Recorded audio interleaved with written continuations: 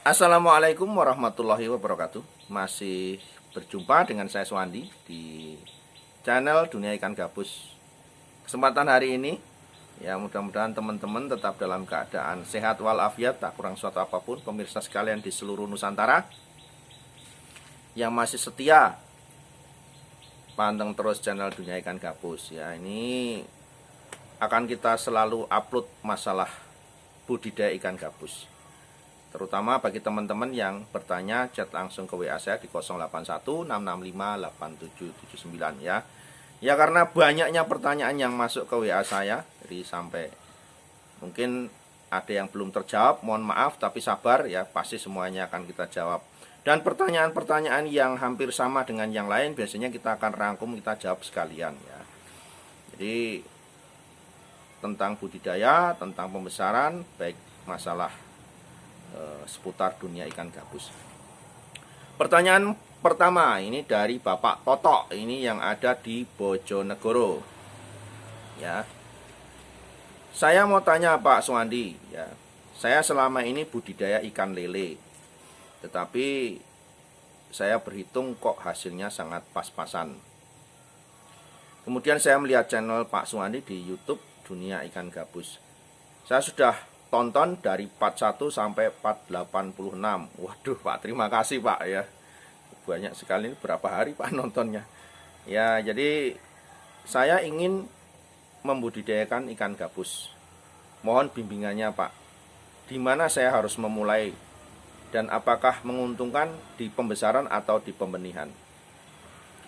Jadi kalau bicara masalah ikan gabus Bapak, ya saya juga salut kepada Bapak fokus di perikanan. Kalau bicara masalah fokus mau di mana, itu silakan saja Bapak mau milih yang mana ya kan. Baik di pembesaran atau di pembibitan semua bisa dilakukan, apalagi Bapak sudah punya basic budidaya lele ya. Jadi kalau Bapak tanya dari mana Bapak harus memulai, Bapak enjoynya di mana? Jadi kira-kira kalau Bapak di pembesaran itu kan butuh waktu Pak. Ya paling tidak 6 bulan, 7 bulan baru panen. Ya kira-kira Bapak tujuannya mau bisnis dapat uang ya lebih cepat atau berproses dengan pembesaran selama 6-7 bulan. Kalau Bapak sudah biasa di pembenihan, tidak ada salahnya Bapak produksi benih sendiri juga, kemudian Bapak juga melakukan pembesaran. Sehingga nanti semuanya bisa berjalan beriringan. Jadi benih bisa produksi sendiri, tidak harus beli dari tempat lain. Kemudian kos biaya untuk benih juga bisa dialokasikan yang lain. Kan harusnya misalkan beli benih kan karena sudah bisa benihkan sendiri kan nggak perlu beli benih di luar. Ya Bapak bisa pilih Pak, mau pembesaran ataupun mau di pembenihan atau di pembesaran boleh-boleh saja. Ya. Pertanyaan berikutnya ya. Maaf ini agak batuk sedikit. Ya. Dari Bapak Nuryanto ya, ini yang ada di Tulungagung. Salam sukses Pak Suwandi ya, sukses kembali Pak Nuryanto. Saya sudah budidaya ikan gabus, tapi bibitnya saya nangkap dari alam. Sekarang sudah berumur 3 bulan. Hanya saja dari awal saya tidak pernah menggunakan pelet. Saya menggunakan keong sawah yang saya cacah, kemudian saya berikan dari kecil sampai umur 3 bulan. Hanya saja memang sekarang asupan pakannya semakin lama semakin banyak. Bagaimana Pak mensiasati biar saya tidak kerepotan cari keong, karena ikannya makin lama makin gede. Wah ini bagus Pak lah, sukses ya. Jadi sudah 3 bulan menggunakan pakan keong. Jadi memang kalau kita bicara pembesaran ikan gabus yang menggunakan daging, kita harus perhatikan dari awal sejak tebar. Jadi misalkan kita tebar 2000 ekor, kita tebar 3000 ekor. Lah ini pikirkan dulu nih 3000 ke depan sampai usia nanti 6 bulan ini. Waduh, nanti pakannya berapa banyak itu harus diperhitungkan. Karena mungkin kalau masih kecil 1000 ekor masih umur 1 bulan oke lah. Keong mungkin dapat 10 butir aja udah cukup. Tapi nanti kalau sudah usia 3 bulan ke atas sana, wah ini makanya kalau dia sudah makan daging memang cepat besar. ya, tetapi itu tadi porsi makannya makin lama makin bertambah banyak ya. Kemudian yang perlu kita pertimbangkan di sini, kita cari keongnya masih ada apa enggak. Takutnya sudah musim kemarau nggak ada keong lah, ini jadi masalah juga.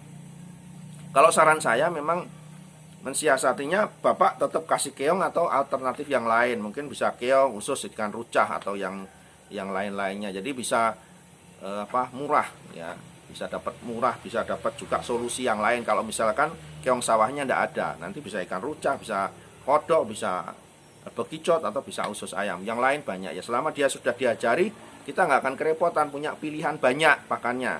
Jadi nggak cuma keong melulu saja, nanti pas nggak ada keong, wah ikannya nggak mau makan. Ya, sukses terus Pak Nuryanto untuk pembesaran ikan gabus, semoga berhasil dengan baik. Pertanyaan berikutnya dari Bapak Widi, ini yang ada di Cilacap ya. Saya mau tanya Pak Suwandi, saya pembesaran ikan gabus melihat tayangan di YouTube banyak sekali yang menggunakan probiotik ya. Kalau saya mencoba menggunakan probiotik, kira-kira hasilnya bagaimana Pak Suwandi? Kalau menurut Bapak, mohon pencerahannya. Kalau bicara untuk pembesaran ya, memang kita harus pahami dulu yang namanya probiotik itu untuk apa ya. Biasanya kan probiotik itu adalah dia fungsinya untuk memperbaiki, misalnya salah satunya fungsinya adalah memperbaiki kondisi air juga. Kemudian di situ untuk menekan bakteri jahat yang ada di proses budidaya ya. Jadi di situ kalau saya lakukan pembesaran di sini ataupun di peternak, itu memang selama ini kita tidak pernah menggunakan probiotik ya, karena kan saya juga melihat berbagai macam berbagai macam proses budidaya yang menggunakan probiotik. Kalau untuk ikan gabus saya lihat nggak begitu signifikan hasilnya ya. Dan selama saya melihat panenan-panenan dan mengambil panenan dari para peternak kita, mereka juga tidak menggunakan probiotik ya. Ada beberapa yang menggunakan probiotik juga hasilnya mereka tidak signifikan gitu ya. Hasilnya panen tetap sama saja. Jadi kalau mungkin ikan lain saya kurang tahu ya, karena saya fokus di ikan gabus, memang saya tidak menggunakan probiotik. Tapi kalau Bapak mau menggunakan probiotik, silahkan saja, itu boleh-boleh saja dicoba ya. Selama itu tidak berdampak negatif buat ikan, nggak masalah, bisa dicoba Pak ya. Oke, berikutnya pertanyaan dari Bapak Sandi ya, Bapak Sandi yang ada di Palembang ya. Saya mau tanya Pak Suwandi, saya sudah budidaya ikan gabus, sudah berusia 1 bulan. Bibit saya beli dari teman ya, sampai sekarang ikan gabusnya tidak mau makan pelet. Nah, bagaimana solusi mengajari makan peletnya Pak? Ini sebenarnya sudah kita ulas ya di video-video sebelumnya ya, masalah ngajari makan pelet itu. Jadi kalau mau beli benih ikan gabus itu dipastikan di tempatnya yang menjual itu sudah dipastikan dia sudah mau makan pelet. Jadi kalau yang menjual ini tidak ngomong ini sudah doyan pelet, ya kita kerepotan nanti pada saat kita sudah budidaya, ikannya nggak mau makan pelet lah, ini jadi masalah besar buat kita. Jadi tergantung si empunya ini yang punya bibit ini. Kadang kalau mereka tidak jujur, udah makan pelet, ternyata ikan itu barusan ditangkap dari alam dijual. Nah, pada saat kita beli dia tidak mau makan pelet. Atau juga kebiasaan ngajarinya. Jadi kalau ikan itu dibiasakan jinak, diajari kasih makan, dia akan mendekat. Ya, kalau dia tidak diajari untuk jadi jinak, dia tetap pada kita kasih pelet dia tidak mau mendekat, bahkan cenderung ikannya takut. Dan yang perlu diperhatikan adalah populasi. Ya, kalau ikan itu jumlahnya sedikit, memang dia itu akan takut atau malu-malu untuk mendekat. Karena ikan gabus itu kalau Bapak piara 1000 dengan yang 100, itu lebih cepat besarnya yang 1000 ekor. Ya kalau memang mau jumlahnya sedikit, populasinya misalkan Bapak piara sedikit kok ikannya nggak mau makan, taruh kolam yang lebih sempit. Ya, 100 ekor taruh 1 kali 1 saja, sehingga pada saat ditepar peletnya berada di atas ikannya. Itu Pak yang perlu diperhatikan. Jadi kembali lagi kepada asal muasal benih. Ya biasanya kalau dia sudah makan pelet, dibawa pulang pun dia tetap mau makan pelet Pak. Ya, oke, tetap pantang terus channel Dunia Ikan Gabus, jangan kemana-mana. Kita masih akan menjawab seputar budidaya ikan gabus. Dan yang mau tanya bisa langsung chat di 0816658779. Di sini kita belajar bersama, kita sukses bersama, kita mencari solusi bersama di dunia ikan gabus ya. Sampai di sini dengan saya Suwandi. Assalamualaikum warahmatullahi wabarakatuh.